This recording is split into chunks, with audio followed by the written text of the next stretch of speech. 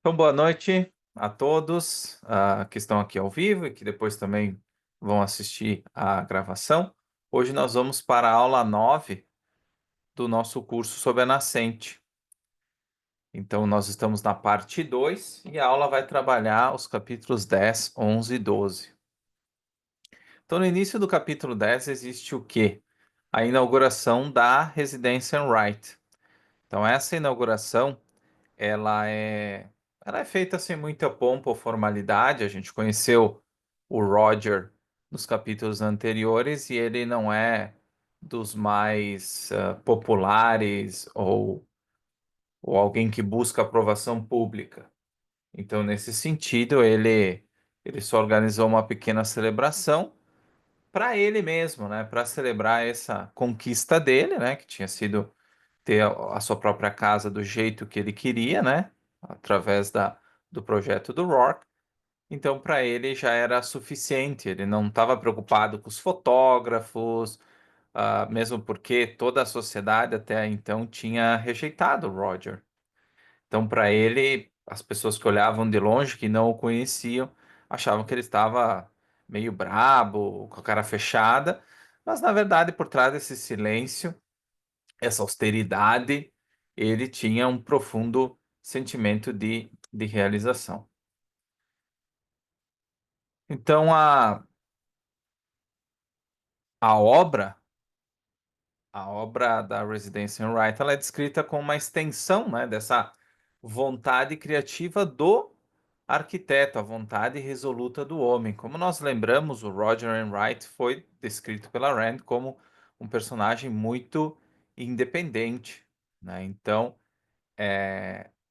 o Rourke, através desse desenho, né, desse projeto, ele busca trazer essa descrição essa manifestação física desse espírito humano na forma mais pura. Então, o Rourke, ao longo do livro, como nós vemos, ele vem cada vez mais refinando essa capacidade de transmitir esses valores, de realmente tornar cada obra uma representação mais fiel dos valores e dos princípios dele. E a Residência Wright, ela não foge disso. Mais uma vez, é reforçada a ideia de que a arte verdadeira, no caso a arquitetura, ela não é um ornamento, ela não é para ser alguma coisa cheia de penduricalhos, como muitos projetos que o Rock acabou não pegando ou sendo rejeitado gostariam, né? Ela é o quê? Ela é uma arquitetura, ela é uma arte que pulsa, que é viva, que é orgânica e que é determinada, ou seja, existe sempre uma busca da essência, da verdade dessa obra e de todas as obras que o Rourke se engaja em fazer. É interessante, agora há pouco o Douglas comentou também sobre a parte ah, da religiosidade, né? E uma das frases na hora de descrever a Residência Wright existe assim, a sua imagem e semelhança. E quando você ouve essa frase, não tem como não fazer uma ligação com a religião. Eu, pelo menos, ouvi a primeira vez essa frase nenhum contexto religioso. Só que para Rand, através do Rourke, isso não é um aceno religioso, não é um sinal de um aspecto religioso, mas uma afirmação estética e ética, isso dentro do contexto do objetivismo. Por quê? Porque a criação genuína, ela carrega a marca de quem a concebe, ela carrega a marca do Rourke, assim como o Rourke imprime o seu ser em cada linha da construção. Então é uma relação de mão dupla, não é algo, não é algo por acaso. Realmente, cada projeto do Rourke é como se fosse uma extensão dele, não só uma extensão intelectual dele, por ele ter desenhado, mas é como uma extensão do corpo dele, da vida dele. É como se de fato, e nós vimos em outras obras, aquela obra na, no desfiladeiro, né? Onde que parece que a rocha cresce, ou seja, ela é uma extensão, ela nasce, ela é como se fosse nascendo daquele ambiente e tendo vida própria. Então é isso que o Rock busca trazer quando faz os projetos dele. E nessa inauguração, vocês se lembram que havia um fotógrafo, né? E ele. E quando ele vai fotografar, especialmente o Rourke, ele vê o Rourke à distância, então ele está fazendo uma reportagem, ele precisa tirar uma foto dele. Ele. E o Rourke ele está na frente dessa residência em Wright. É como se tivesse um momento de revelação. Mais uma vez, um tipo de palavra que remonta à religião, mas que a Rand ela coloca de propósito para que nós possamos fazer a vinculação com a realidade, ou seja, com o papel do Rourke, do gênio criador. Então, o que que o fotógrafo imagina nesse momento, né?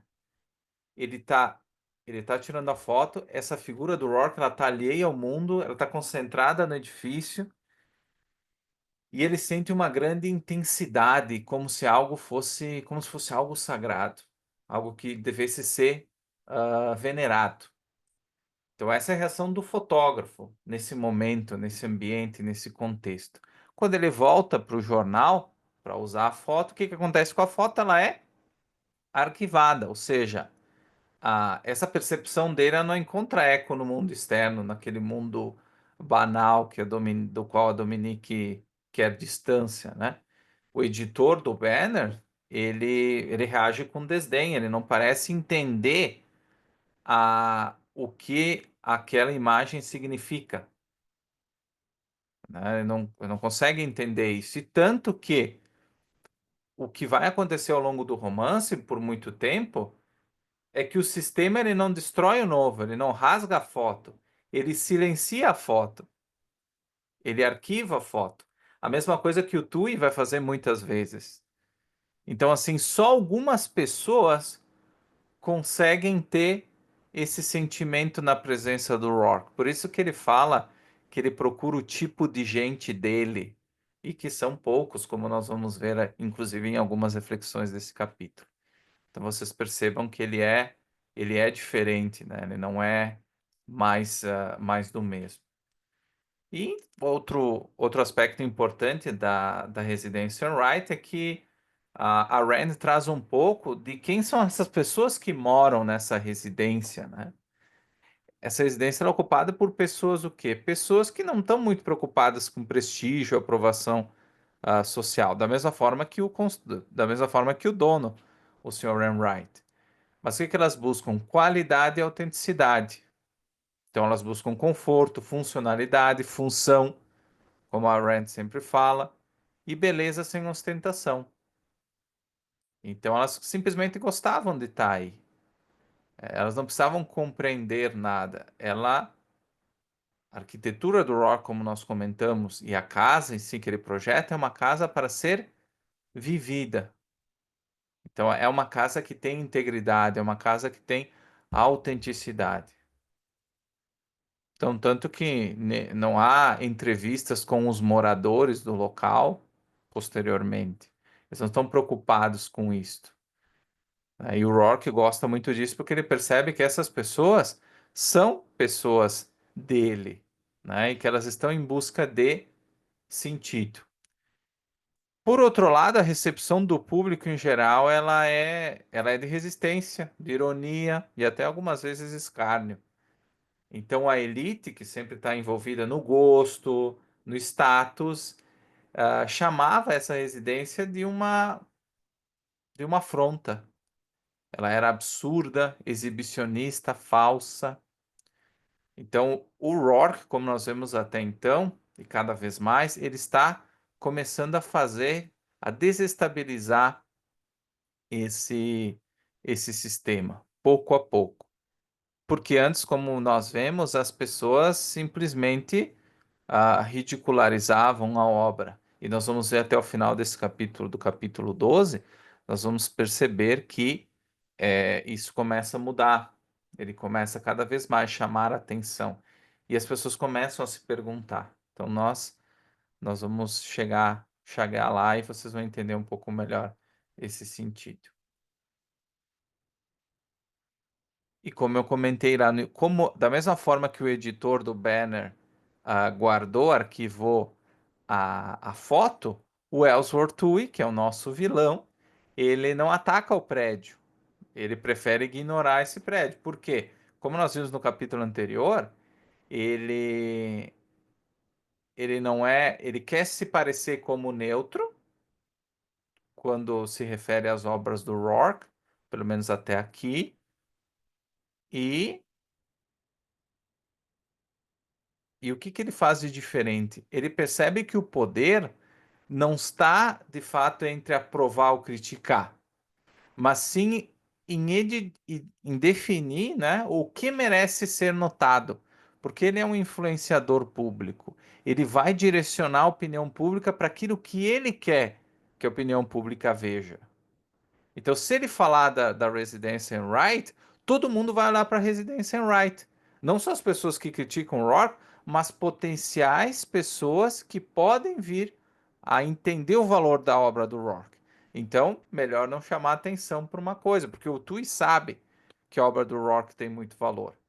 Então ele prefere, olha, não vamos chamar muita atenção para o Rourke, para que as pessoas, inclusive não só as ruins, mas os potenciais homens, gente do Rourke, tenha contato com a obra. Então quem não sabe é melhor não ficar sabendo, né? Pelo menos através dele.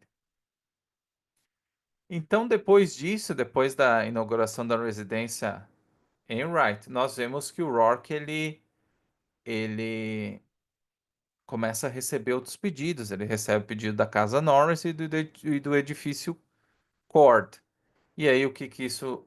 ah, qual é a consequência disso? Ele aumenta o seu escritório, né? Então, ele começa a, a contratar mais pessoas. E qual que é o critério para a contratação? É a competência criativa. Não é bater no ombro, não é conversinha fiada na máquina de café, não é falsidade no geral, não é jantar na casa um do outro. Então, assim, para ele, para o Rourke, o que ele oferece para esses funcionários? Ele oferece honestidade. Ele não é o paizão, ele não é o líder motivacional de vendas, né? Como vocês conhecem nas empresas. Ele não é o cara bonachão, simpático. Ele não é isso. O que ele oferece para eles é honestidade. Ele não se interessa diretamente pela vida pessoal desses funcionários, que igreja eles frequentam, se eles estão namorando ou não. Não tem joguinho social, né? Apenas trabalho e valor real. Tanto que no próprio romance tem uma parte que fala de um funcionário tipo Peter Keating, né?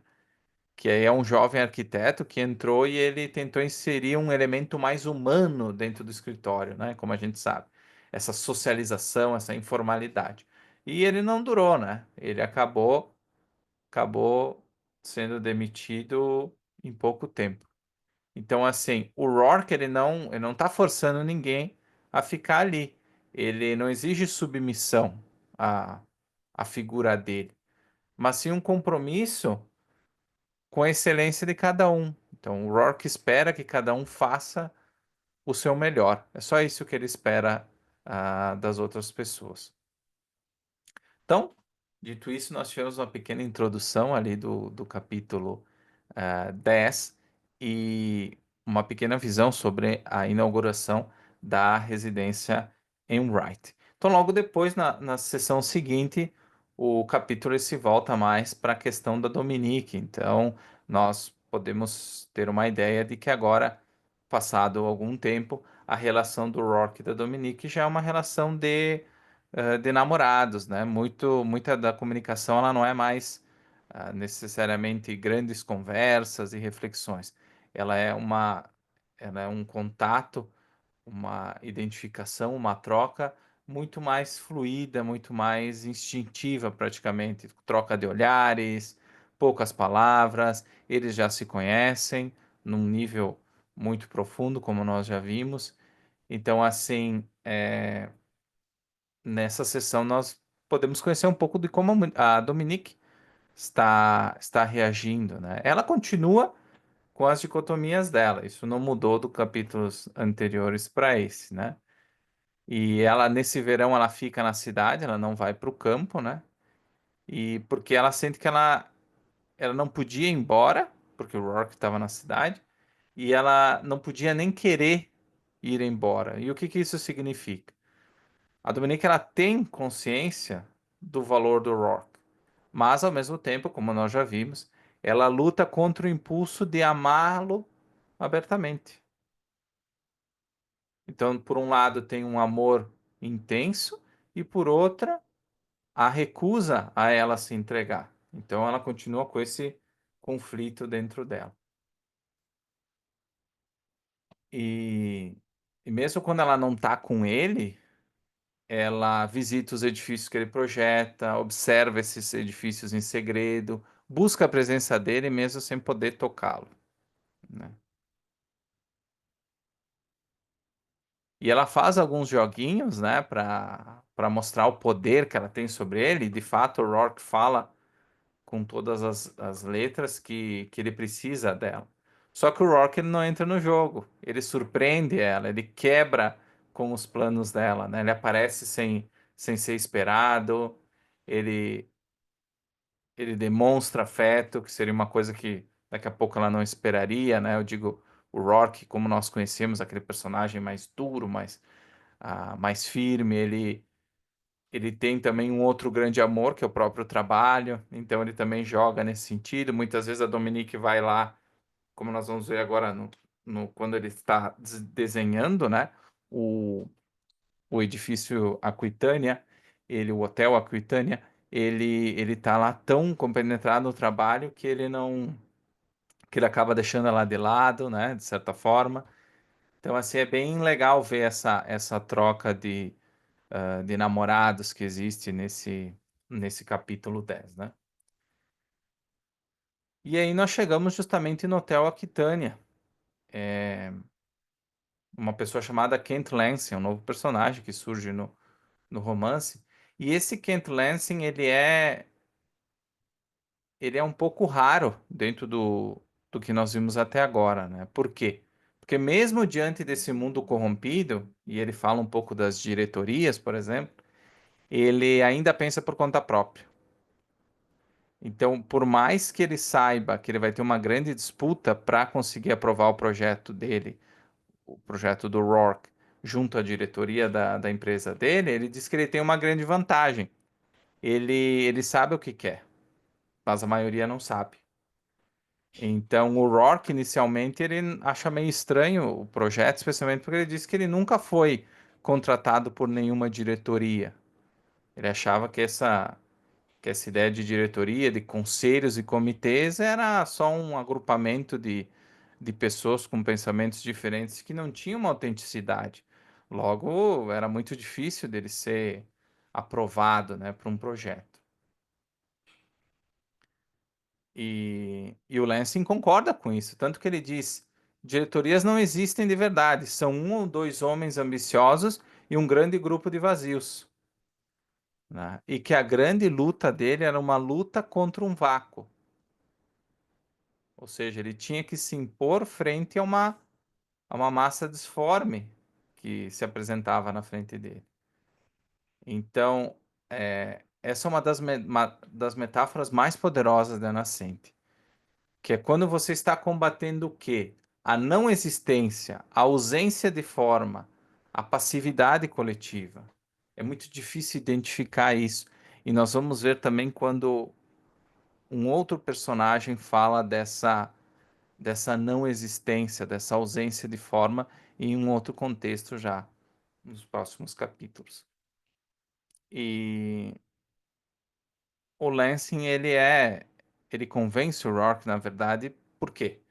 Porque ele compartilha a filosofia do Rourke, que é a filosofia da ação do indivíduo.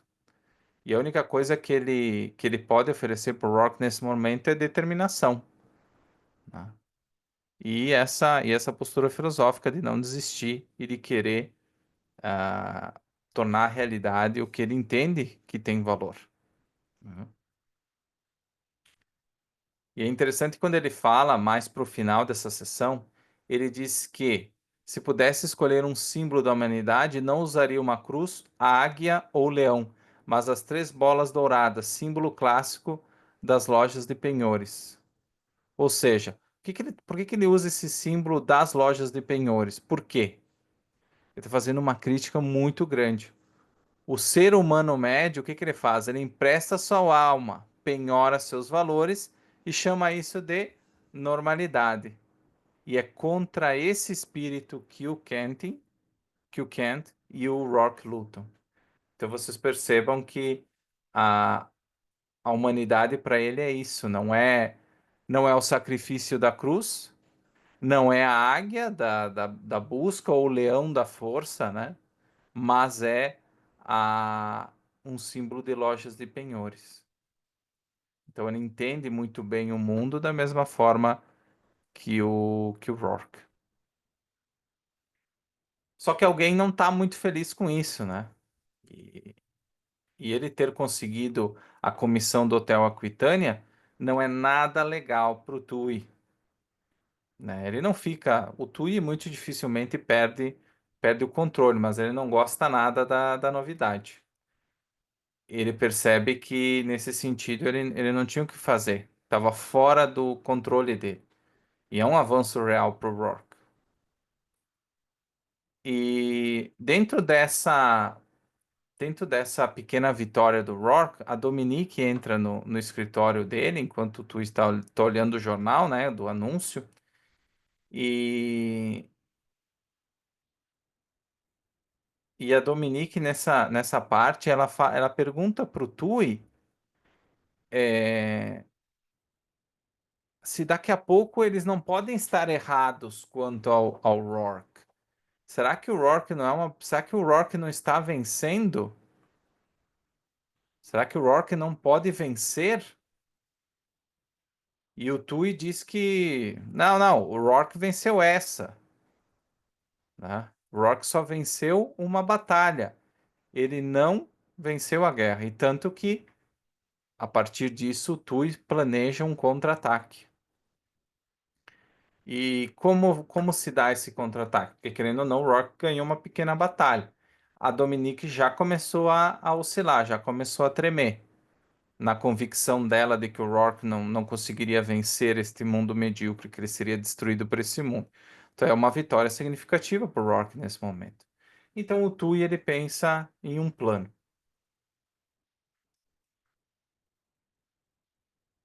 Como o Rourke está conseguindo cada vez mais espaço no mundo real, ele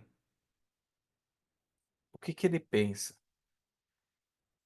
Olha, atacar o Rourke diretamente não funciona. Então vamos mudar de tática. Em vez de tirar o Rourke do jogo, que era a estratégia que a Dominique estava fazendo, tirar comissões dele, vamos incluir ele no jogo. Só que ele vai ser incluído dentro dos meus termos. É como se fosse um tabuleiro. Então eu vou dar as regras do jogo. Ele vai jogar, mas ele vai jogar pelas minhas regras. E quem ele usa como marionete nesse jogo? Ele usa o Hopton Stoddard, né? Para quê? Para poder armar a queda pública do Rock. Então vamos conhecer um pouco sobre o Hopton Stoddard.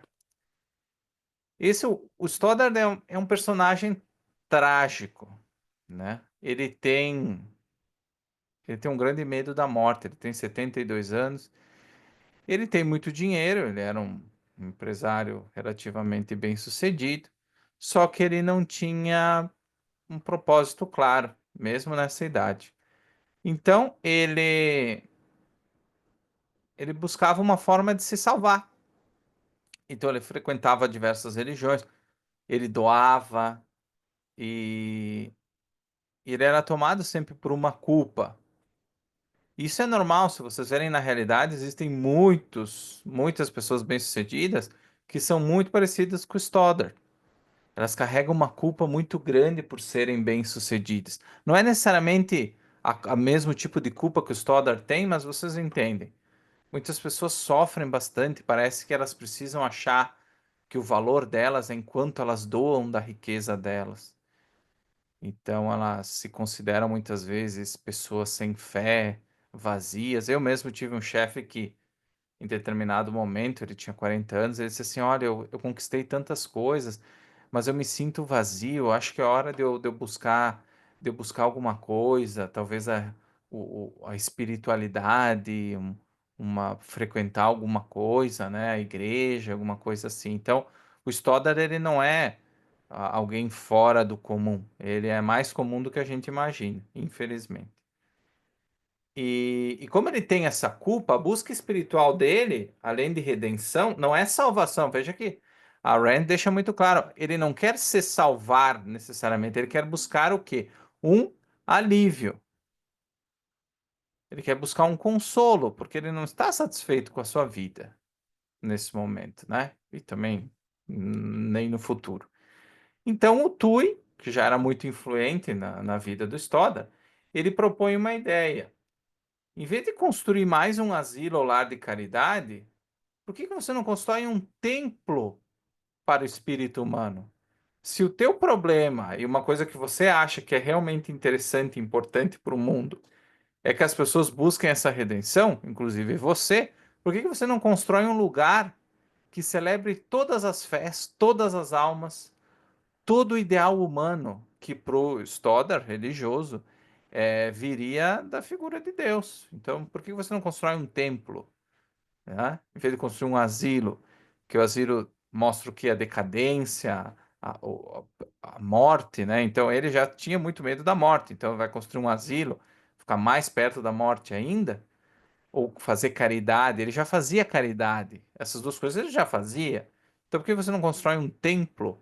Então, para poder ser um lugar onde que as pessoas vão realmente celebrar essa, no caso, fé, né? Da a importância de Deus, a importância da religião na vida dos homens. Então, construa um templo. É muito melhor. E o que que o Tui faz? Ele recomenda o Rock para o projeto. E ele diz pro Stoddard, depois que não é para contar, né? Que ninguém pode saber que foi ele que recomendou. E ele diz pro Stoddard, depois a gente vai ver o Stoddard falando com o Rourke, ah, ele diz para ele ter liberdade total, né? E essa liberdade total, e na cabeça do Rourke pode parecer um respeito artístico, né? Olha, se eu estou te dando carta branca, é porque eu confio muito no teu trabalho. Então, quando ele permite, e nós vamos ver, que o Rourke faça uma obra totalmente dele, o Tui já sabe o que vai sair disso. Vai ser algo radicalmente individual, original e moderno, como são as obras do Rourke, normalmente. E o que isso vai gerar na opinião pública? Vai ser um escândalo. Vai ser um escândalo. Imaginem uma obra do Rourke falando de um contexto religioso. A gente vai entender que o Rourke ele vai ser, de certa forma, levado a aceitar essa obra, e aí vai ficar um questionamento para vocês também, quando a gente chegar logo, logo aí, mas, de certa forma, ele aceita fazer, né, esse projeto, como a gente vai ver. Mas então, antes disso, vamos revisar a estratégia do TUI. Primeiro, isolar o Rourke, porque ele, como o Stoddard dele viajar, ele ia viajar, né, para fazer uma tour, para conhecer os grandes templos religiosos, mais de 6, 7 meses, o Rourke ia ficar isolado para criar. Ninguém ia saber como é que está indo o projeto. Quando o Stoddard voltasse, ia estar pronto, praticamente. Ele não ia ter participação nenhuma nisso. Ele planeja uma grande cobertura da mídia para a revelação dessa obra. Ele diz para o Stoddard, deixa comigo essa parte de marketing e de reportagem, que eu vou cuidar disso. E por fim, com tudo isso, ele vai querer promover o quê? A destruição pública do Rourke, com base no trabalho dele.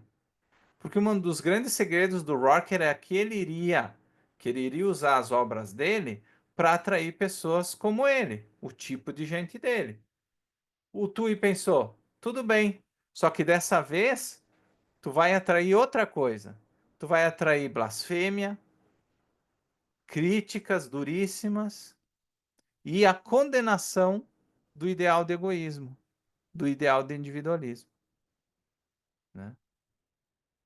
E tudo isso, na cabeça do Stoddard, o Tu está fazendo tudo isso de boa fé. Ele não está acusando ninguém, ele está sendo um grande amigo, ele está organizando tudo, porque quem que vai condenar a obra? Vão ser as massas, não vai ser o Tui, né?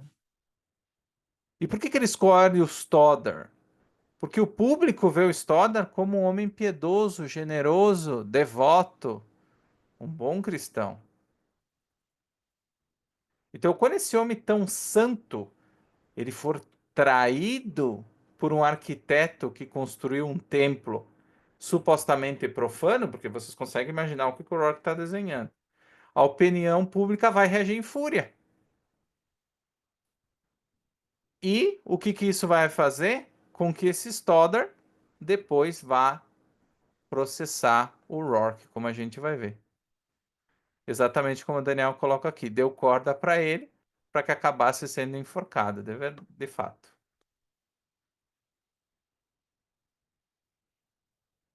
A Dominique descobre, então, que o Tui tá fazendo isso. E tanto que o Tui fala para ela: vou fazer ele virar famoso, né? Vou fazer o Rock virar famoso. O Tui não está escondendo o jogo, ele está dizendo claramente o que ele quer fazer. E ela sabe que o Rock vai aceitar o projeto. Ela sabe. E pela segunda vez a Dominique começa a demonstrar que ela está cedendo. Ela não quer. Ela sente que ela não pode mais proteger o Rourke. Que o Tui tá indo para cima, tá indo sozinho, não tá dependendo dela. Então o que a estratégia que ela estava tentando fazer já não era mais suficiente. O Tui estava indo para a batalha. E ela pela primeira vez ela compreende que o Rourke ele precisa viver o destino dele. E que ela nem que ela quisesse ela vai conseguir deter. Então mais uma vez a gente vê ela se rendendo à grandeza do Rourke. Então o Stoddard procura o Rourke dizendo que ele foi recomendado para projetar esse templo do espírito humano. Obviamente, o Stoddard, como eu tinha prometido, ele não diz quem recomendou. E o Rourke, desde o início, ele se sente com uma dissonância cognitiva. Ele acha que aquela coisa está errada, tem alguma coisa errada. Parece como se o Stoddard tivesse decorado, né, aquelas palavras que ele está transmitindo para ele. E que ele estivesse falando coisas que ele de fato não compreende. Sabe quando você decora alguma coisa, como para uma prova ou para fazer um discurso, alguma coisa que não foi você que fez? É, é assim que ele se sente. Ele sente como se o Stoddard estivesse decorando alguma coisa. Então o Stoddard começa a falar do sublime, do espírito humano, algo maior que a matéria. Só que tudo parece deslocado. E aí o Rourke ele tenta recusar essa comissão. Ele diz: olha, eu não sou o homem certo para esse trabalho, eu não acredito em Deus. Porque afinal era o templo do espírito humano e ele sabia que o Stoddard era uma pessoa profundamente religiosa. Só que o Tui sabia que isso ia acontecer e ele ensinou para o Stoddard direitinho o que dizer. Ele fala: não importa, você é um homem profundamente religioso, à sua maneira. Eu vejo isso nos seus edifícios. E aí ele continua dizendo que a fé do Rourke não precisa ser declarada, que que essas formas estão naquilo que ele cria, na integridade como ele constrói, na reverência silenciosa que os seus prédios inspiram. E de fato isso é verdade. Tudo isso é verdade sobre o Rourke. E isso mexe com o Rourke, porque ele sente que alguém viu o que ele faz e viu certo. E aí ele aceita. Por quê? Porque apesar de ele, e aqui vem uma pergunta importante, será que ele, e a gente vê que ele tem essa dissonância, ele acha que alguma coisa está errado e ele aceita mesmo assim o projeto? Ele aceita o projeto porque o projeto em si é verdadeiro. A ideia de um templo ao espírito humano, despido de dogmas, isso era uma coisa que ressoava no mundo dele, né? E a pergunta é, o Rourke ele foi enganado mesmo? Ou ele aceitou o projeto sabendo do que poderia acontecer? Então essa é uma dúvida sincera. Eu acredito que o Rourke sabia disso. Tanto que ele demonstra perceber que alguma coisa está errada. Eu não sei se ele sabe que o Stoddard está sendo manipulado pelo Tui, eu até acho que não. Mas ele sabe que tem alguma coisa de armadilha nesse projeto. Mas ele não quer deixar passar a chance de criar alguma coisa autêntica, por medo do que os outros farão com isso. Porque são tão poucos projetos que ele pode fazer alguma coisa autêntica, até então, no romance. Talvez essa seja a principal chance dele fazer uma obra que de fato vai ter um valor filosófico muito grande. Vai ser um templo à, à alma humana, né? Um templo a tudo de mais elevado no homem, né? Então, existe essa pergunta. Será que ele sabia? Será que ele não sabia? Será que ele aceitou mesmo sabendo das consequências? Ou não? Então, até o Daniel coloca aqui, boa pergunta, né? Ele aceita o possível preço a ser pago. Porque, de fato, né, se for analisar o romance até aqui, deixando de lado esse projeto específico, nós começamos a ver que ele, em princípio, ele tá vencendo, ele está ganhando algumas batalhas, ele está mostrando que não se sabe, será que ele vai vencer o mundo ou ele vai ser derrotado pelo mundo? A gente não tem essa resposta ainda. Mas a própria Dominique, que era uma cética total quanto às chances de sucesso dele, ela já começa a se questionar. Opa, será que será que todo o meu pessimismo está errado? Tanto que ela fala pro Tui, né? Olha, será que ele não está certo? Será que uma pessoa como ele não tem como vencer? Ela pergunta lá no início do capítulo 9. E depois ela se mostra novamente com dúvidas quanto ao pessimismo dela. Então, nesse momento, no final do capítulo 9, no capítulo 10, desculpe, nós temos uma questão importante. Será que realmente o Rourke ele não está pagando para ver? Essa é uma pergunta. A gente vai ter resposta para isso depois. Então fica uma dúvida legal para vocês. Mas independentemente dele saber ou não saber, ele embarca num grande desafio que vai ter consequências muito grandes para ele, né? Nos nos próximos capítulos. Alguma dúvida sobre o capítulo 10 antes da gente entrar no 11? O Daniel coloca aqui, né? A ideia, se tá com medo, vai com medo mesmo, né? Isso. Muitas vezes nós também, né? Na nossa vida a gente se vê nessa situação, né? De ter medo, que é normal, mas, mas tendo que fazer uma coisa mesmo com medo. Então, pro Rourke também, daqui a pouco pode ter sido essa a motivação dele. No início do capítulo 11, nós temos a cerimônia de inauguração do edifício Cosmos Lotnik, aquele edifício que o Rourke desenhou para o Keating e o Keating levou todo o crédito. E então, na cerimônia de inauguração, todo mundo está buscando o Keating, né? Os holofotes, os discursos, a celebridade, todo mundo cumprimentando ele, gritando é um grande sucesso, mas ele dentro dele sente o oposto, né? Ele tenta se convencer de gritar de que ele está feliz. Ele força aquele sorriso amarelo, aperta mãos, mas ele não sente absolutamente nada. Ele tem um grande vazio, a única coisa que ele sente. E é um contraste muito grande, porque o edifício que consagra ele, na verdade, foi projetado por outro.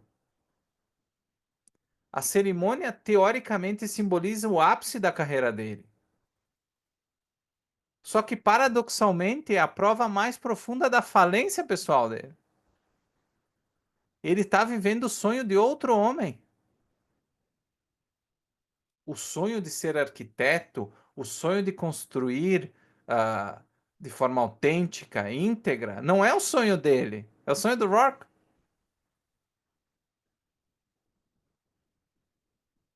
Só que ele sabe que lá no fundo ele é uma farsa. E tem uma parte da descrição, ele está próximo à janela, né? Ele se vê refletido na janela e ele percebe esse rosto vazio, né? Que esse rosto vazio diz tudo. Então ele vê como se fosse um meio-fio, né? Do fechamento da janela. E é um tipo de simbologia. Então, o que que ele observa na janela? A própria vida dividida dele. Metade voltada para a imagem que ele construiu, então, de dentro para fora o prédio, e de fora para dentro a figura dele. E isso separado por esse meio-fio, né? Separado por essa divisória. Então, fica mais claro ainda a imagem do Keating partido, né? E aí ele, depois dessa pequena cerimônia, dessa grande cerimônia, na verdade, ele, ele procura o Tui para conversar um pouco sobre esse sentimento que ele tem, né? Afinal, não é nada agradável. E aí o Tui recebe ele como celebrando o clímax da vida do Keating, né? Então, um brinde não à realização criativa dele, mas à glória superficial dessa homenagem. Estão celebrando o vazio. E o Tui faz isso de propósito. Ele diz assim: é como se ele dissesse: isso é tudo que você é capaz de alcançar e deveria estar agradecido. Então é a mesma coisa ele dizer para o Keating: você é um medíocre, copiar dos outros é o que você consegue fazer, e desse por feliz por essa cerimônia, por essa inauguração, por levar o crédito por algo que você não fez. Fique feliz com essa fraude, porque é isso que você é. Então, a partir daí, o Tui, o que que ele está fazendo? Ele está transformando o quê? Essa farsa em doutrina. Então, o sucesso não precisa vir do mérito, apenas da imagem. E o Tui e o Keating se abraça a isso. Então, vejam que incrível. É um golpe duríssimo na autoestima do Keating. Por quê? Em vez de motivação, o triunfo paralisa ele ainda mais.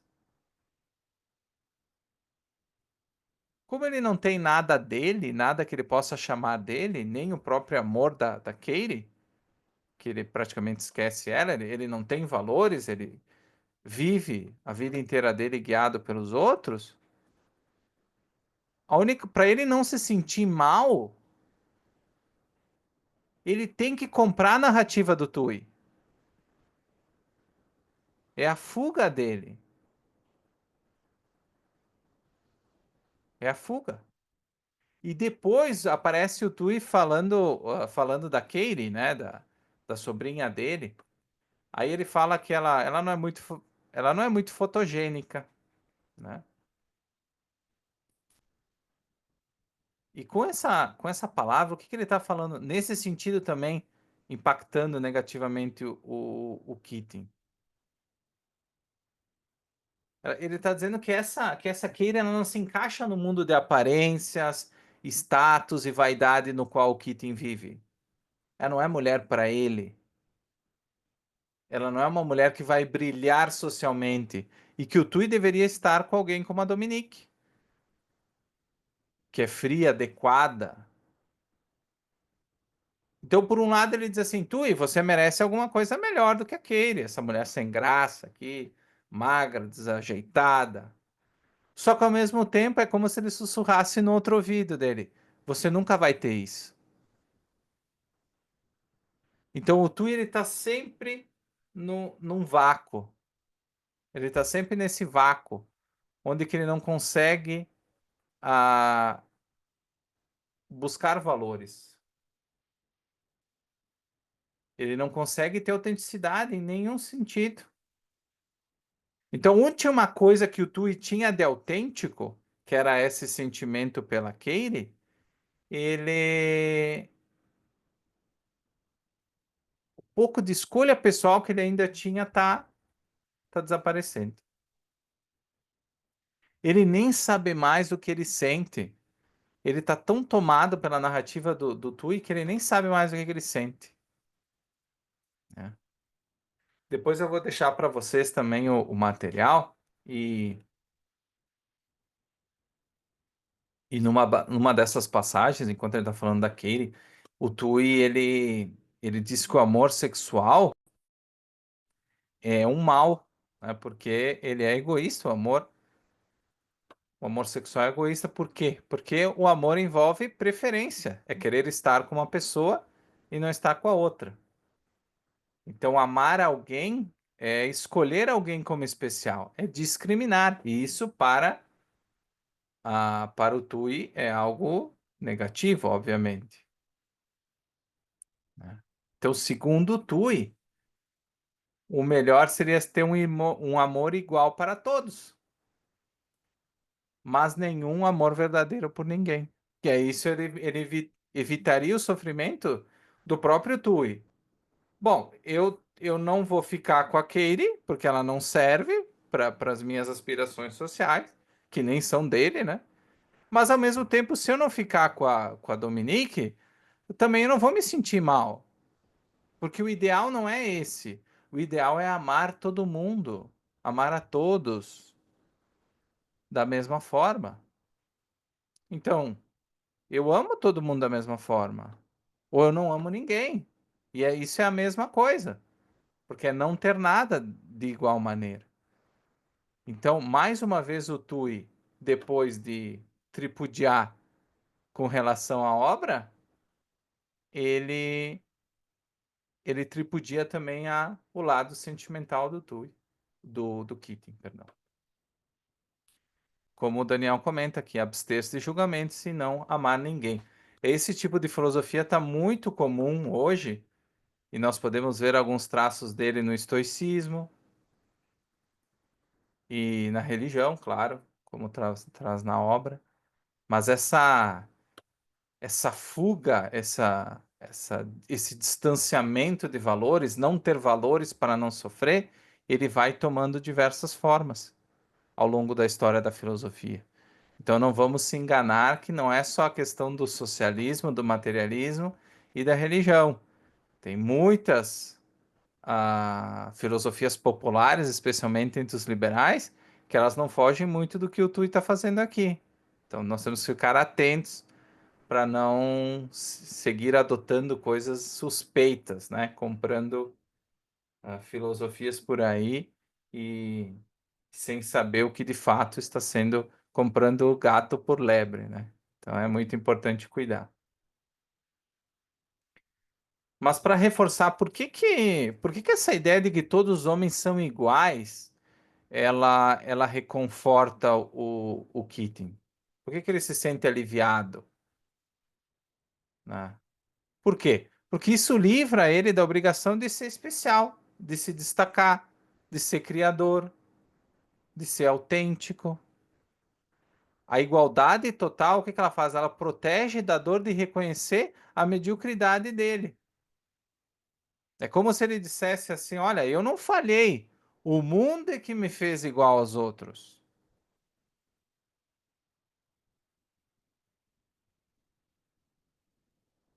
Ou seja, não há mérito em ser brilhante e não há vergonha em ser comum. É tudo igual. Nós somos todos iguais. E o que que o Tui faz? Então, ele oferece um sistema filosófico para o Keating que justifica o fracasso dele. Um mundo onde não existe talento, não existe escolha e não existe grandeza. A menos, né, e apenas uma massa indistinta de homens, onde ser igual vai te salvar, né?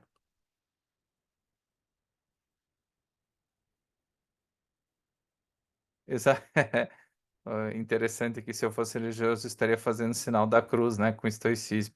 De fato é isso, né?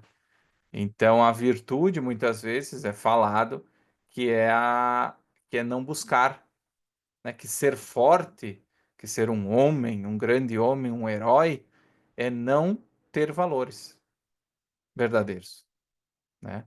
Porque você pode perdê-los, né? Você não é imortal, as pessoas morrem, você pode perder sua fortuna por um infortúnio, você pode sofrer um acidente, tantas coisas ruins podem acontecer. Logo, para não sofrer, é melhor não ter esses valores, né? E como eu disse, isso toma diversas formas na nossa sociedade e vocês já devem estar fazendo algumas conexões nesse sentido. Então, passada essa sessão um pouco mais deprê do Keating, nós vamos para uma sessão que começa um pouco deprê e depois vai melhorando, que é quando o Rourke ele conhece o Mallory, que é aquele escultor, lembram que atirou no Tui, lá no início do romance, que tentou matar o Tui? A gente não entende nesse capítulo os motivos dele, mas a gente já começa a suspeitar.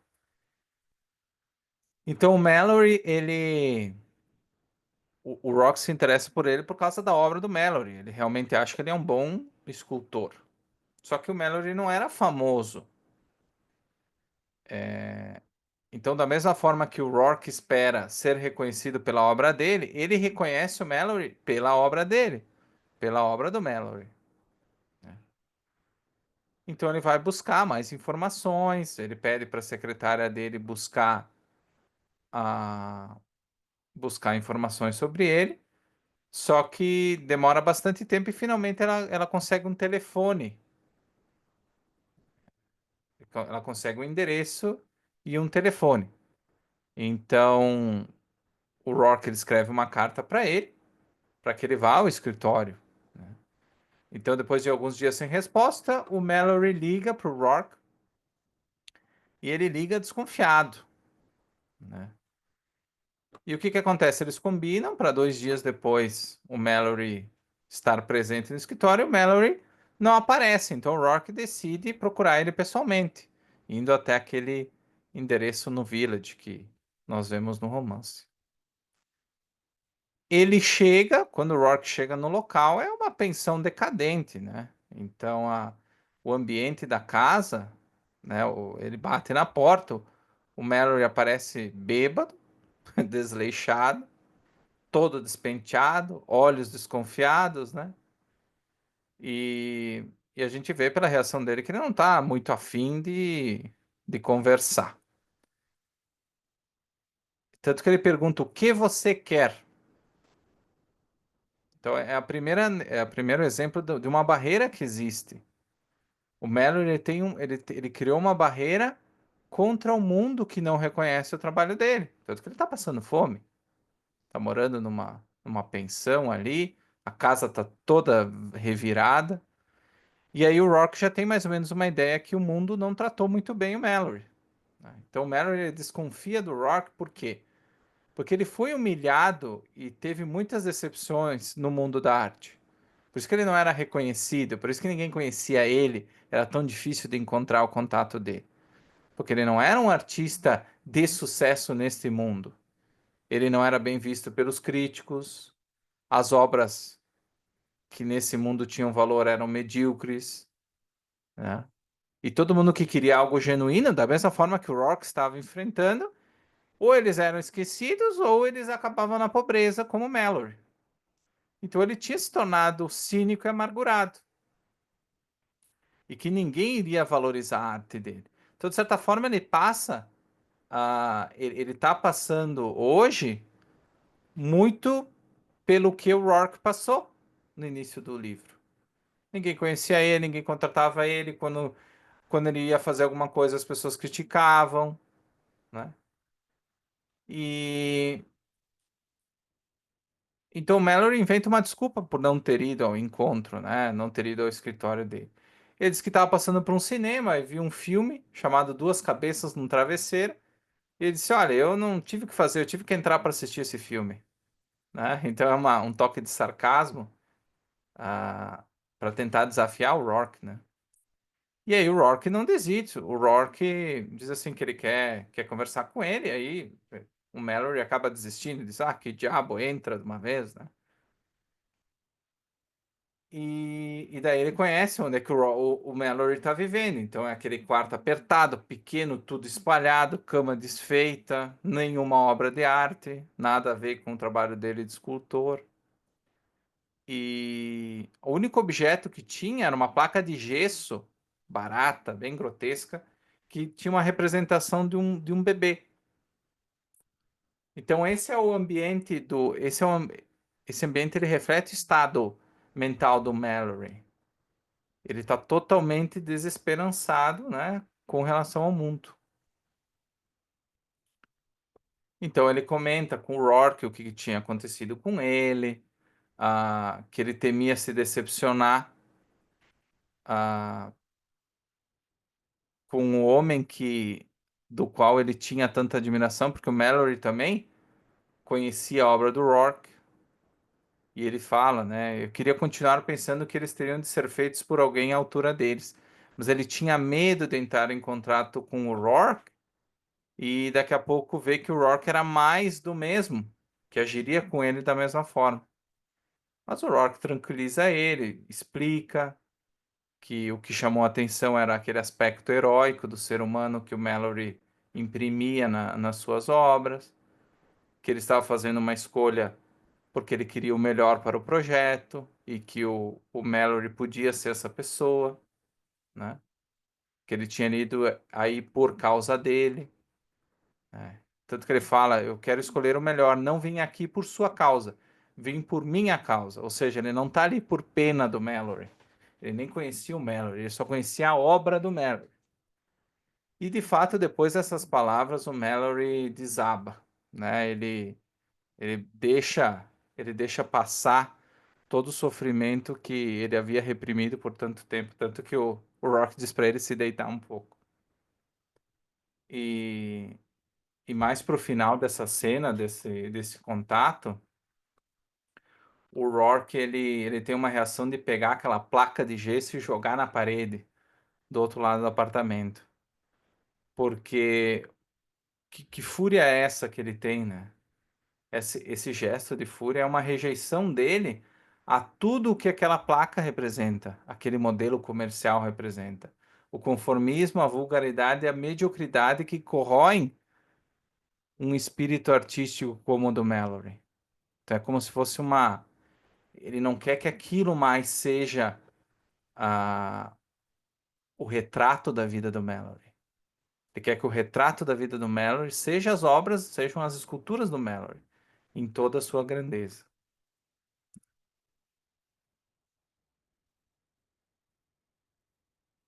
E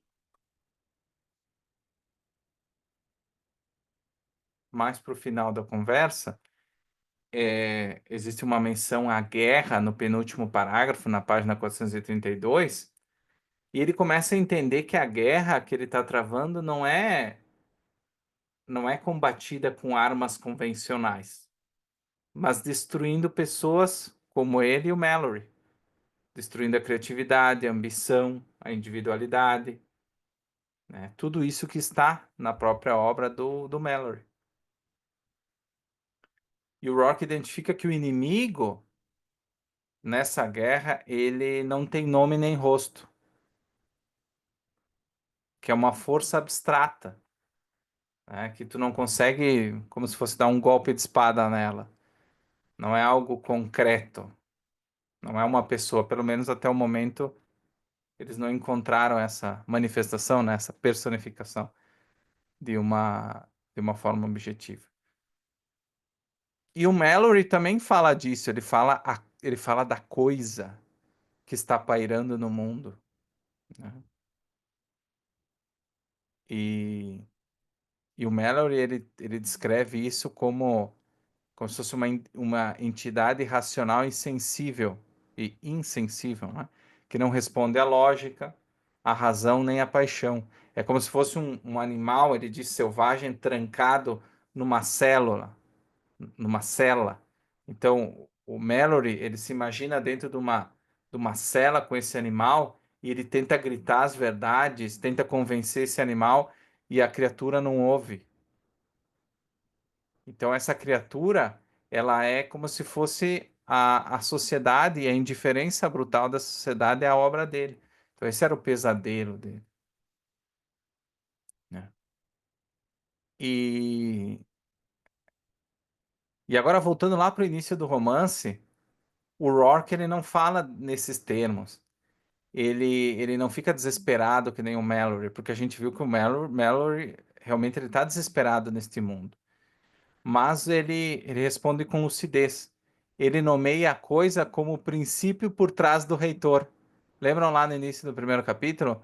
Que eles assim, eu não entendo o princípio por trás do reitor. Depois da reunião que gera o desligamento dele da faculdade, ele não consegue entender naquele momento o que é exatamente, o que é que move pessoas como o reitor. O que é que move ele? E aí ele faz a ligação de que a coisa é a mesma coisa que essa coisa é o mesmo elemento que influencia o reitor. Então todo esse movimento que nós vimos, a mediocridade, a conformidade, a oposição ao individualismo, a glorificação da massa, a destruição do criador, tudo isso são elementos dessa coisa.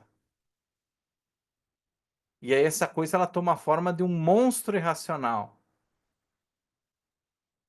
Mas não é só isso. É muito mais do que isso. Não é o monstro, não é o predador que o Mallory imagina, mas toma uma forma muito diferente. É uma ideologia sistematizada e institucionalizada que se manifesta por figuras como o Tui. Então vocês vejam que de uma sessão para outra do mesmo capítulo, nós já conseguimos, de certa forma, personificar essa coisa. E nós fizemos um vínculo lá com o início do romance. Ou seja, a coisa estava presente desde o início do romance. Ela não apareceu agora com o Tui. Porque é muito comum, e não só com o romance, não só com a Nascente, mas com outros romances, nas histórias de super-heróis, o mal ele está sintetizado na figura de um vilão. Ou seja, eu vou lá, eu destruo o vilão e aí tá acabado. O herói venceu, né? Essa história é exatamente, é uma catarse, exatamente. Ele fez uma integração, que é isso que a Rand defende muito, né? E prega como muito importante.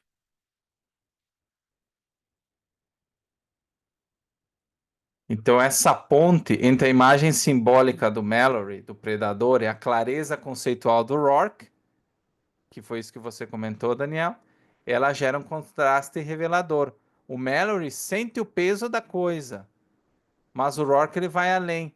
Ele compreende a origem da coisa, que para ele foi lá no reitor, e decide combatê-la com quê? Com base na sua arte. Então, depois nós vemos que a, a escultura que o Mallory vai fazer, ele precisava de um modelo, e o modelo escolhido pelo Rourke é justamente a Dominique, né? Porque o que ela representa para o Rourke? Né? Uma forma ideal, não apenas a beleza física, mas pela presença simbólica, o orgulho, a força, a complexidade moral que ela tem. E para o Rourke, veja bem, ele considera a Dominique como a encarnação do que há de mais elevado, mesmo quando ela tenta destruir ele. Então a Dominique não vai ser simplesmente o corpo da estátua. Ela vai ser a alma dela. Olha, veja bem, e eu acho que todo mundo gostaria de ter essa experiência romântica, porque na verdade o Rock está fazendo uma declaração profunda. Apenas ela, apenas a Dominique pode dar forma visível ao ideal invisível que ele deseja eternizar.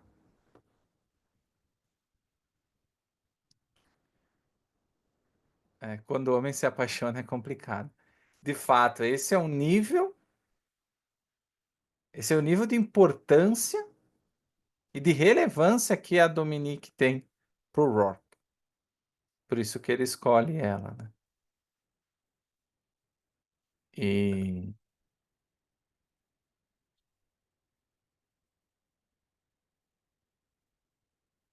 então o Keaton a gente vê que ele não gosta nada, né?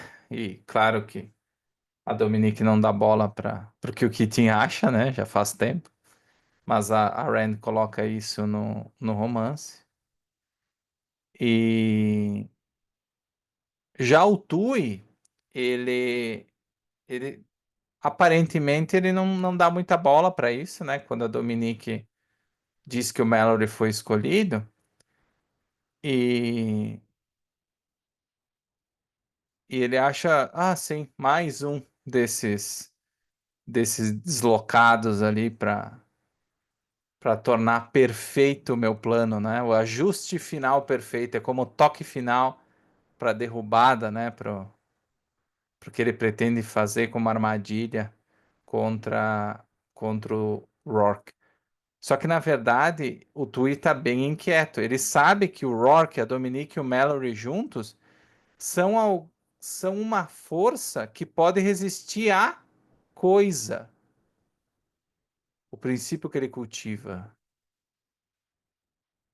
Tanto que ele fala numa frase final da sessão, ele diz assim: ouso dizer que muitos se juntarão a ele daqui a algum tempo.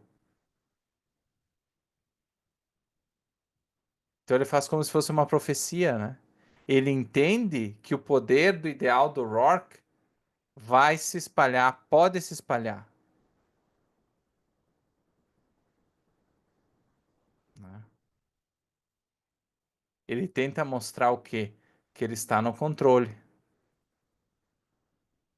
Mas ele sabe que está começando a acontecer pequenos incêndios por todo lugar. As pessoas estão conhecendo o Rourke. A Dominique está a Dominique tá se mostrando fraca com relação ao que ela tinha sido, ao que ela tinha se posicionado para fazer, né? Ser parceira do Tui na destruição do Rourke. Agora tem esse outro cara, esse Mallory que estava desaparecido, que volta para fazer uma escultura. Então, mais um que ele vai ter que neutralizar de alguma forma, né? Depois tem o Mike, que ele também conhece, né? O que o Tui já sabe da existência daquele amigo construtor do Rourke, né? E por fim, a gente vê também um pouco sobre as características.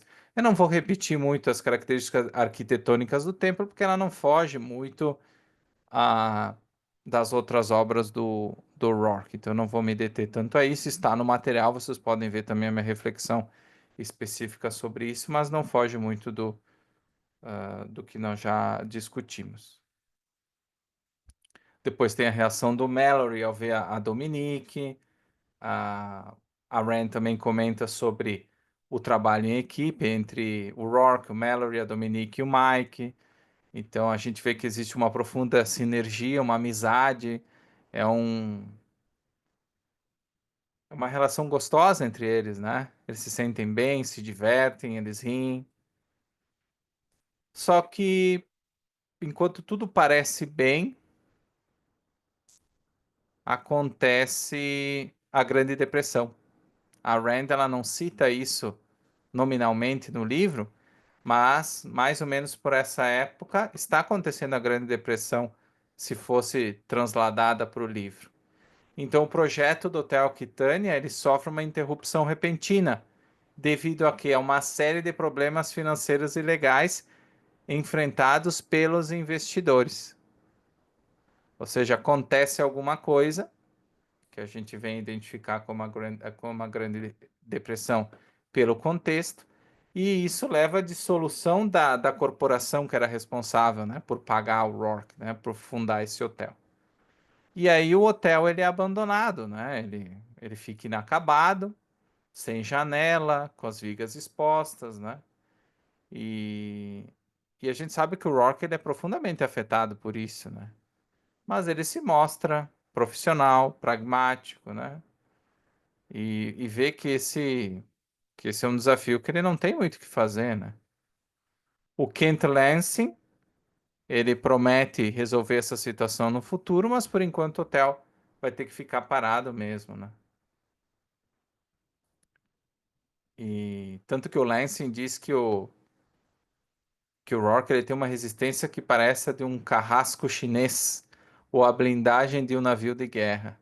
Então, o que que eles estão dizendo? Que eles perderam uma batalha, por isso que ele usa a imagem, a Rand usa a imagem do navio de guerra, porque eles perderam essa batalha. Não foi culpa do Rourke nem do Lansing, mas que o Rourke tem a capacidade de superar essa derrota e seguir em frente. Tanto que uma das imagens fortes é que o Rourke ele encontra o vigia desse prédio, né? O vigia que estava cuidando enquanto a obra estava acontecendo. E esse vigia ele compartilha uma memória pessoal sobre a perda de um filho que ele teve, que nasceu morto, e ele compara isso a esse prédio inacabado. Então o Rourke ele reconhece a dor, ele está sofrendo, mas ele também demonstra força para suportar, né? E tanto que ele abraça, né, o vigia, e eles compartilham desse momento, de um confortando o outro, né? Então é muito bonita essa. E novamente é uma demonstração de que a construção para o Rourke é uma extensão da vida dele, é uma extensão do corpo dele. Então por isso que se coloca essa imagem, né, do luto, né? Pela, pelo ser que foi perdido, né? Então,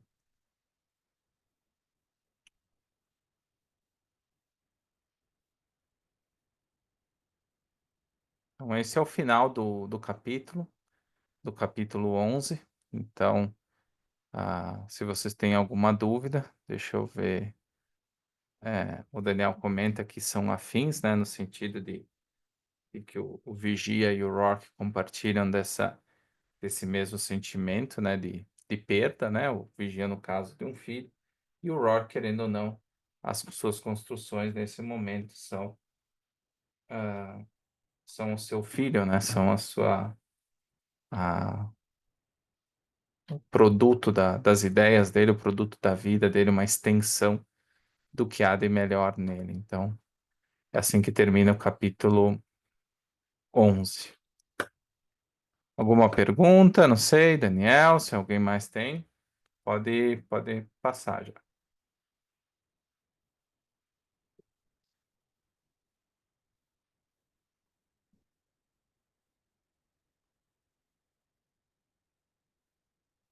Então, começando o capítulo 12, nós temos a inauguração do templo. Então, o assessor de imprensa faz um ótimo trabalho de anunciar essa inauguração. Ele consegue levar a espalhar aos quatro ventos essa inauguração, e ela está marcada para 1º de novembro. Então, prometia uma revelação arquitetônica sem precedentes, projetadas por Howard Rourke, um nome que começava a adquirir, naquele momento, quase contornos míticos, mesmo sendo muito controverso. Então, essa cobertura jornalística, ela trouxe muita curiosidade. E, e qual foi o resultado disso? Foi uma mistura de reverência e escândalo. E nós vamos ver depois a reação das pessoas, mas vocês percebem que o Tui focou nessa armadilha porque ela traria escândalo, mas ao mesmo tempo está trazendo reverência também. E a gente vai entender por quê. Então, o Stoddard ele volta daquela viagem de 7, 8 meses para conhecer os grandes templos religiosos, né? Então ele volta dia 31 de outubro e a inauguração é no dia seguinte. E ele é recepcionado pelo Tui, pessoalmente. Então o Tui ele se aproxima do Stoddard como se fosse um confidente, mas na verdade ele é um inquisidor. Então quando desembarca o Stoddard, ele já está meio vulnerável. Ele passou por uma peregrinação religiosa muito intensa e ele continuava com aqueles medos dos quais o Tui tinha se aproveitado para usar ele como marionete para convencer o, o Rourke.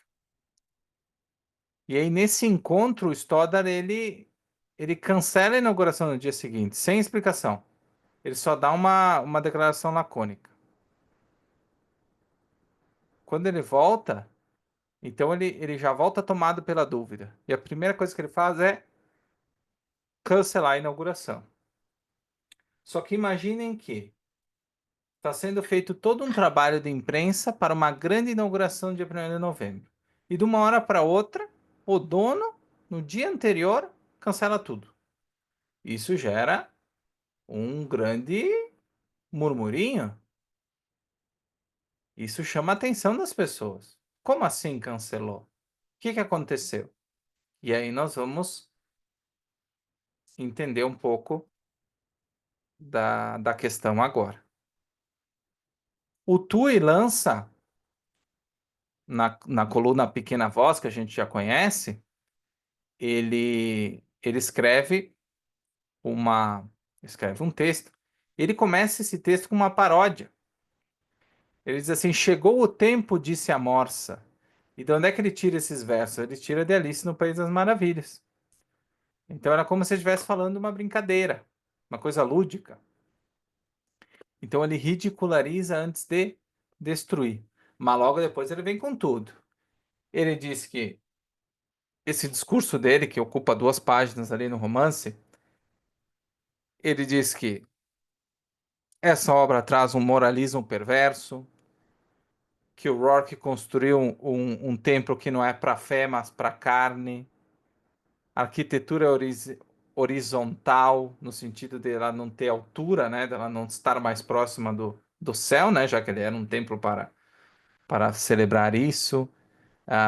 De barriga na lama, que exalta os sentidos e não o espírito, que para quebrar ainda mais com a situação, aparece uma estátua, uma mulher pelada, e que isso era um insulto ao sagrado.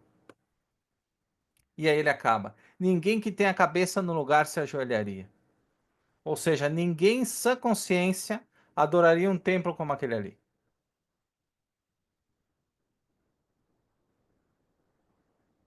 Então, quando ele distorce esses símbolos de elevação espiritual, porque vocês se lembram que o Rourke ele está ali nesse templo traduzindo tudo que ele entende por o mais elevado no ser humano, o melhor que existe no ser humano está aí nesta obra. Então, o Tui ele distorce todos esses símbolos e ele transforma diante do público, ele transforma a obra do Rourke, a pessoa do Rourke, numa pessoa arrogante, vaidosa, pecaminosa. E aí ele taca fogo na opinião pública. Aí os repórteres começam a procurar o Rourke diz que a obra dele fala por si mesma, ele não diz, ele diz que ele não tem nada para falar sobre a construção, e a ele adota justamente a postura que ele sempre teve, né? Que ele quer que as obras dele falem por si. Então ele não vai dar nenhuma entrevista explicando a obra dele, né? Ele não vai tentar se justificar nem se render, porque ele veria uma justificativa, seria como uma rendição. né? Uma aceitação de uma culpa por ter feito algo errado. E, e já no banner lá, lembram que o editor, o cara do fotógrafo lá, como colocam o Rourke como um fominha por publicidade, como um cínico. Então nós movemos para ouvir o contraditório, né? Nós vamos entrevistar o Rourke para ouvir a opinião dele, né? A opinião como arquiteto, e aí ele não fala. Então ele só está se fazendo. Ele é um cínico. Fica falando para a gente fazer julgamento. Como assim julgamento? Não fomos nós que desenhamos. Quem tem que falar isso é o Rourke. Por que ele não fala? Então, está se fazendo. Ele é um cínico. Porque ele não está se defendendo das acusações. O Rourke não entende que ele tem que se defender de nada. Mas é assim que é vendida a cobertura, né, pelo banner.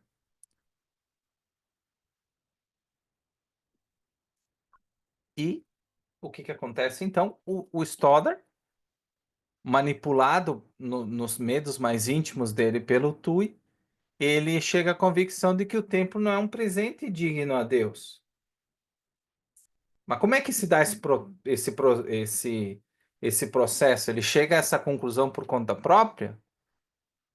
É claro que não. Ele chega por influência do Tui. Então, desde que ele chega no cais, o Tui começa a plantar algumas sementes de dúvida. É como se ele fosse um sacerdote, né? Ele não diz, ele não tece críticas diretas à obra. A obra não presta, não sei o quê. Mas ele vai trazendo algumas ambiguidades, ele prepara o terreno para uma condenação que viria mais tarde, né? Então ele prepara a situação para não assustar o Stoddard, né, de todo. Então ele vai preparando o terreno. Até ele chegar no momento que ele diz assim, porque o Stoddard ele está em dúvida, mas o que está acontecendo? Não era isso que eu tinha imaginado. Tu me disse que era para contratar ele, porque ele iria fazer a, ele ia fazer essa obra. Tu entende? Eu acredito, eu confiei em ti, agora aconteceu isso, o que que vai, como é que as pessoas vão me ver? Eu vou ser condenado, né? E ele diz assim, o Tui, essa foi a madeira que Deus escolheu para rejeitar a sua oferta. Deus sabe que o seu histórico é mais negro do que eu jamais poderia ter suspeitado. Ou seja, ele joga a culpa para o Stoddard, dizendo assim: olha, eu te ajudei porque eu pensei que você queria fazer uma, uma oferta a Deus, a honrar a Deus com esta obra. Mas eu não sabia o quão pecador você era. Então, devido à sua culpa, a sua tão grande culpa, como vocês já ouviram isso em algum lugar, é, pelo seu histórico negro, pelos seus pecados, Deus não aceitou a tua oferta. Não é suficiente, né? Imagina uma pessoa como Stoddard ouvir isso. O templo era a última chance de ele, na cabeça dele, obviamente, de obter uma redenção por toda a culpa que ele sentia, pela inferioridade que ele sentia. E agora ele vai ser condenado ao inferno, condenado a sofrimento eterno. A última chance que ele tinha de transcender na cabeça dele foi por água abaixo. E aí agora não bastasse a culpa que ele sentia dentro dele, agora a culpa dele tomou forma e tá todo mundo vendo, inclusive Deus. Então não bastava ele se sentir culpado, o Tui falar que ele tem um passado negro. Agora ele tem uma coisa para que ele olhe e ele veja isso todos os dias,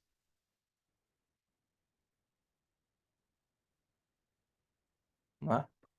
E aí então ele decide entrar com um processo contra o Rourke, dizendo que ele tinha sido negligente por negligência, que não tinha cumprido o que tinha sido combinado, e quebra de contrato, né? Que é uma extensão, ah, como uma extensão jurídica, né? Da escolha do Rourke. Então, o fato de entrar com um processo no Rourke é como um processo ritual de expiação. Ele vai buscar o perdão agora. Já que com o templo não deu certo, ele vai buscar a expiação dos seus pecados através de processar o Rourke, né? Então veja bem, o templo ele precisava ser destruído não por seus defeitos, mas por sua perfeição. Mais uma contradição que a gente vê na obra entre o que o Rourke está fazendo e, e o que as outras pessoas entendem, né, disso. Então é interessante reforçar a lógica do Tui, porque nesse caso o castigo divino é uma estratégia ideológica. Ele conseguiu fundir as duas coisas. Então o Tui ele não é um crítico comum, mas ele é como um sumo sacerdote de uma doutrina coletivista, né? Para ele não basta destruir o Rourke. É preciso que o Rourke seja visto como um herege e que ele criou uma obra que é uma blasfêmia. Não basta as pessoas não visitarem o templo.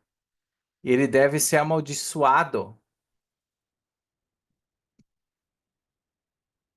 Ele consegue transformar a verdadeira arquitetura num atentado à fé.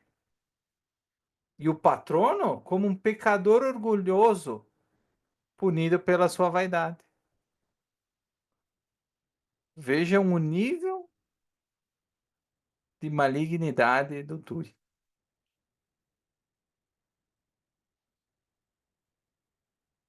E falando do Stoddard, né? Por que que ele é escolhido? Vamos reforçar por que que ele é escolhido como instrumento. Não porque ele é forte, mas porque ele é frágil. O medo do inferno, a culpa não resolvida, o desejo de redenção tornam ele um peão perfeito. E quantos de nós já não fomos esse peão perfeito? A tragédia do Stoddard é que ele ousou se aproximar do ideal. Ele ousou tocar na maçã, né? Aqui falando de uma reflexão mais religiosa. E o Tui, como sacerdote, pune esse pecador, ensinando o que? Que os grandes sonhos são perigosos, não por serem inalcançáveis, mas por nos tornarem visíveis demais. E quem é visível demais pode querer autenticidade, pode querer individualidade, pode querer integridade, independência. E isso o TUI não pode permitir. Então, olha no nível da inversão. O artista, o Rourke, é o sacrílego. O mecenas é o penitente. O templo, que seria a obra sublime, é tratado como uma profanação. Então, o templo, que seria uma expressão de fé elevada, se torna uma expressão de orgulho. E esse orgulho que seria o orgulho do Stoddard, é o pecado que o Tui quer condenar. Porque ele tem medo disso. O Tui tem medo disso. Então, para concluir, o Tui, ele não destrói apenas um prédio. Ele tenta destruir a possibilidade de um ideal.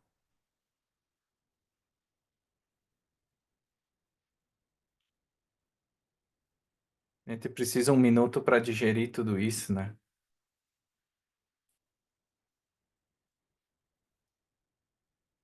Não adianta matar o Rourke.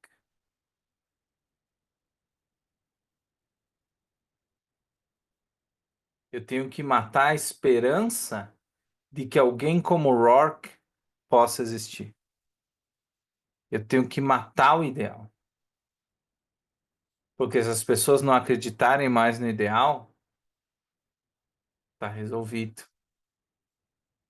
Elas não vão aspirar ser nada, a ficar acima do medíocre, da média. Elas vão se contentar, elas vão virar kitty, elas vão buscar validação fora delas. Porque, querendo ou não, elas são só mais um.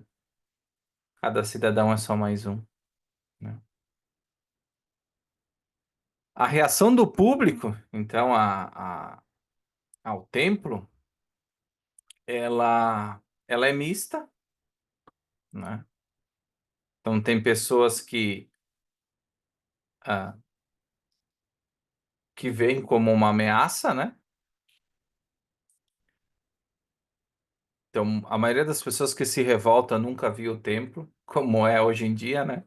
Muitas pessoas vão pela opinião alheia, de segunda mão. Então, alguém fala para elas que é um absurdo, elas dizem, não, é um absurdo. Nós vimos isso muito recentemente na política, né? Ai, é Bolsonaro, é Lula, é alguém falou, fake news. Elas sempre vão porque as pessoas estão falando, né? Porque os outros estão falando. E não elas não fazem o julgamento com seus próprios olhos, né? Até o Austin Eller escreve um artigo para tentar defender o templo, mas ele não tem muita atração, né? Não obtém muita atração. E, e existem muitos protestos e difamações, né? Que o TUI e a mídia no geral fazem contra a obra. Então, no auge dessa crise, a gente tem o Mallory, ele faz uma revelação sobre o TUI, que é uma pergunta que a gente tem desde o início desde o atentado, né? Ele fala, Howard, lembra do que falei sobre a fera, né? A criatura, o predador de que tenho medo? Atirei nele porque acho que ele sabe tudo sobre aquela fera. O Rourke acha que a fera ela é personificada no Tui. Já o Mallory, ele acha que o Tui, ele sabe tudo sobre a fera, né?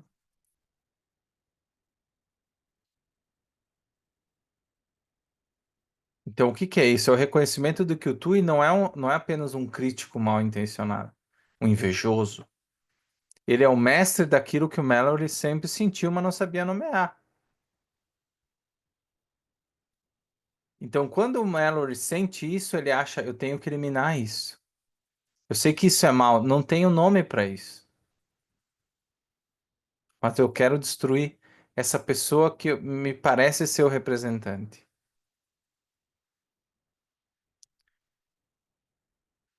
E ele nota que o Tui, que a destruição da grandeza ela não é acidental, ela é planejada.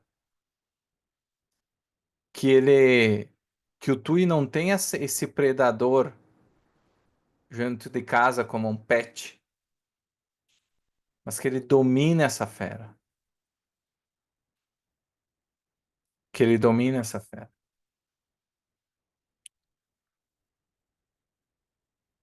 E que então o Tui, ele seria um sacerdote desse culto à decadência, né? Então a gente fica com essa imagem, né, do Tui como uma criatura, né? Uma criatura que está num esforço específico para destruir a grandeza, destruir o ideal, que é muito alinhado com o que nós vimos no capítulo anterior, né, que descrevia o Tui. Parece muito com o que ele é, não é? Parece muito.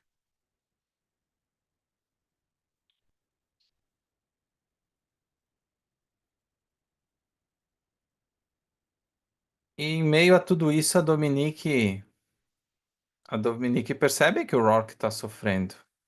Mas como é que o, mas como é que o Rourke entende o sofrimento, né? Ele entende de uma forma bem diferente dela. Ele não vê o sofrimento como algo que consome ou define a existência dele. Hoje em dia é muito comum, né? As pessoas dizerem que a vida é sofrimento. Muitos autores falam isso, né? Jordan Peterson é um, por exemplo. E, e a Dominique vê que ele está sofrendo um ataque cruel, né? Mas ele diz que para ele o sofrimento só atinge até certo ponto e depois para. Ele não permite que essas circunstâncias externas dominem a vida dele ou invadam aquele núcleo de integridade. Para ele, a verdadeira base da existência é a independência intelectual dele. O sofrimento é o que é uma reação natural a uma injustiça, mas apenas até o ponto em que ele permanece fiel aos seus princípios e valores. Ele não se vê como vítima em nenhum momento do romance, mas ele entende que o sofrimento é parte dessa resistência dele. Só que jamais ele vai deixar que isso o torne submisso. Então ele fala: enquanto houver aquele ponto intocado, a coisa não é realmente sofrimento. Então, para o Rock, o sofrimento não é algo que define a vida dele, né?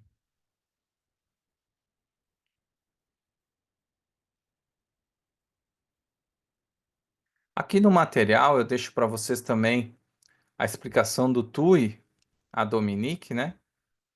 Sobre o poder de um problema morto e o plano para manchar a reputação do Rourke. Então ele explica detalhadamente como ele fez, por que que ele usou o tempo Stoddard e como ele, através desse escândalo e sensacionalismo, ele centralizou toda a indignação popular em um ponto, que é o Rourke. Então, na visão dele, minar a reputação do Rourke, ao fazer isso, ele não apenas destrói o arquiteto, mas também demonstra a fragilidade do sistema social, que prefere abraçar o absurdo e, ao invés de enfrentar a verdade. Veja bem que é um plano muito bem arquitetado. Inclusive, eu deixei 2 páginas, dediquei a explicar essa parte para que fique bem tranquilo.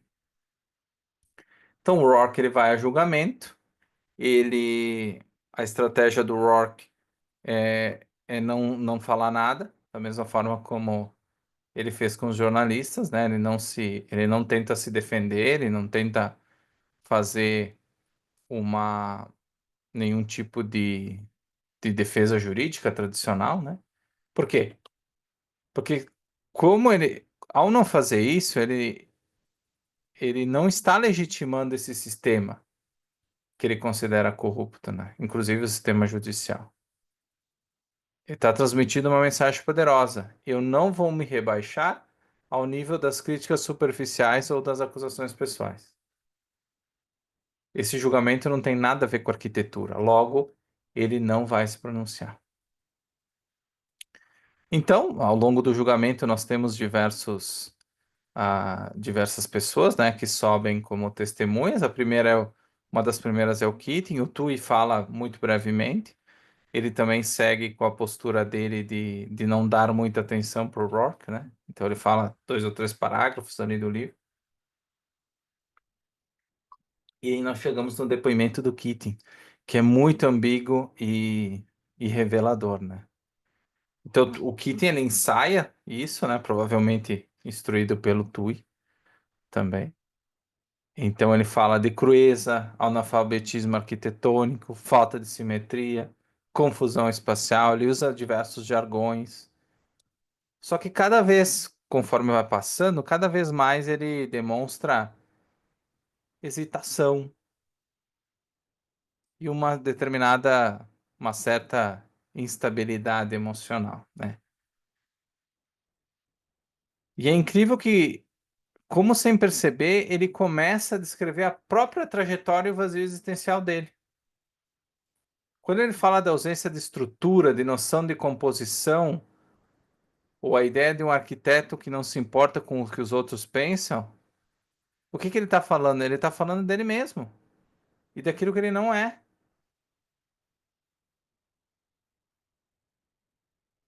Quando ele fala que o Rock não se importa com os clientes, ele está, na verdade, demonstrando inveja, porque ele nunca teve liberdade de criar.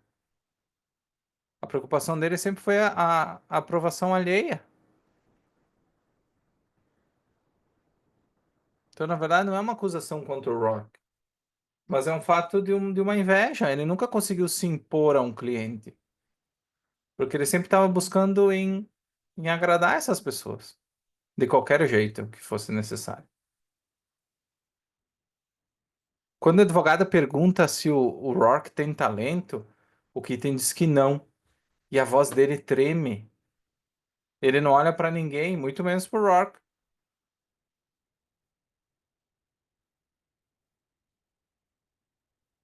É engraçado quando o advogado pede para ele listar os prédios que ele fez.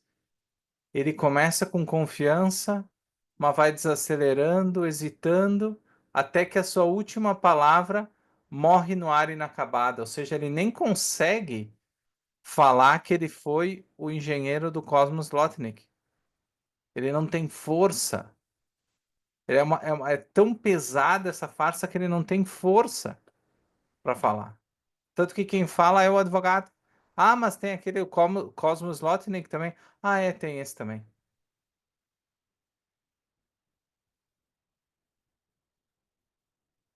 Né?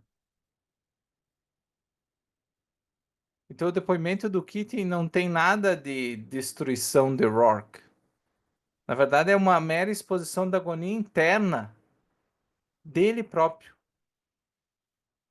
Então, ele não está testemunhando contra o Rourke. Ele está se confessando perante o mundo. Tanto que o advogado pede diversas vezes para ele voltar a falar do Rourke. Ele está perguntando sobre o Rourke. E, na verdade, ele fala, e no final não se chega a nenhuma conclusão. Depois nós temos o testemunho da Dominique. É, esse é um dos momentos mais contraditórios, né, do julgamento.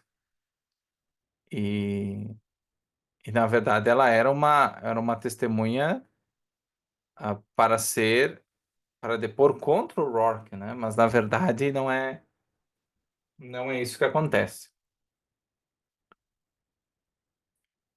Ela utiliza essa oportunidade no tribunal para expor com uma clareza brutal as falhas da humanidade e as razões pelas quais o tempo nunca poderia sobreviver neste mundo. Da mesma forma que a estátua que ela quebra, essa obra também jamais poderia sobreviver nesse mundo. Então ela diz que a obra, que esse templo é uma obra-prima que o Rourke tinha construído para exaltar o que? O espírito humano. Que o Rourke via o ser humano como o homem, como um ser heróico, digno de orgulho e sem culpa. E que tinha projetado esse templo para quê? Como um lugar onde o homem pudesse experimentar o quê? A alegria da sua grandeza. Então, essa tinha sido a motivação do Rourke. No entanto, ela não para por aí. Ela afirma que, apesar da grandeza do templo, na verdade, ele é um sacrilégio, esse templo. Não porque ele desrespeite alguma religião, como tu e tinha argumentado, mas porque sua própria existência em um mundo medíocre e conformista é um insulto à sua grandeza. Ou seja, as pessoas, inclusive aquelas pessoas que estão ali no próprio julgamento, elas não merecem esse lugar. E a contradição essencial é o quê? O templo foi criado para um ideal humano elevado, mas esse ideal não encontra correspondência nos homens que vivem neste mundo, naquelas pessoas que estão nesse julgamento. Ele não tem correspondência no Hopton Stoddard e nessas pessoas que estão aí, no Keating. E ela fala, e aí ela joga contra o Tui, dizendo que o Tui está correto em considerar o tempo uma ameaça, mas por razões diferentes. O templo é uma ameaça a quê? Não a religião, mas a mediocridade e o conformismo das massas. E ela conclui que o verdadeiro sacrilégio foi Rourke ter confiado sua obra a pessoas indignas de compreendê-la ou respeitá-la. Ou seja, ao bando de ignorantes e conformados que estavam ali naquele julgamento.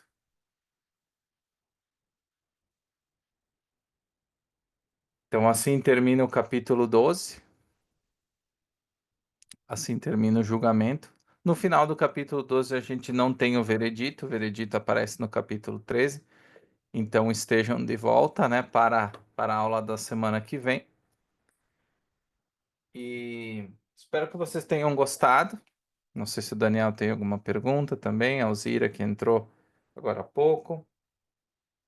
Se alguém tiver alguma dúvida, eu acho que foram capítulos muito reveladores hoje. Nós estamos conhecendo cada vez mais o Tui. Existem algumas referências ao Ainan, por exemplo, nesses capítulos, mas a gente não conhece ainda esse personagem, a gente só tem alguns flashes, né? E ele vai se tornar mais importante logo logo. Mas foi realmente muito revelador de certa forma, cada vez mais a crítica e o conflito do romance ele está se desenhando. E fica uma pergunta: o verdadeiro conflito do romance é entre o Tui e o Rourke ou entre o Rourke e a Dominique? Qual será que é o eixo central do conflito? Parece uma coisa, será que é? Essa é uma pergunta para nós refletirmos ali na próxima semana. Será que o conflito é contra o Tui, contra a Dominique? Porque, querendo ou não, até agora nós temos dois vilões, entre aspas, né? O Tui não é, o Kitty não é considerado um vilão, ele meio que vai desaparecendo da obra, né? Por culpa dele próprio, né? Que praticamente ele é um servo do Tui nesse momento. Então, fica esse questionamento para os próximos capítulos. Exato, o Kitten fica no meio do caminho. Exatamente. Então, pessoal, uma ótima noite. Obrigado pela presença ali. Amanhã já vai estar disponível a gravação logo cedo. Quem tiver interesse pode me mandar mensagem no privado também para conhecer o primeiro capítulo de uma obra que eu estou traduzindo, da onde que você entende, você tem acesso aos primórdios da escrita da Nascente, aos primeiros rascunhos, onde que a Rand explica o processo de criação dela, especialmente do Rock, das origens do Rock. E lá tem muitas curiosidades também, né, sobre a escrita. Então, quem tiver interesse, só me avisa. Uma ótima noite, pessoal. Um abraço, Daniel, a todos presentes. Obrigado, Alzira. Assista ali os cursos, qualquer dúvida é só chamar no privado.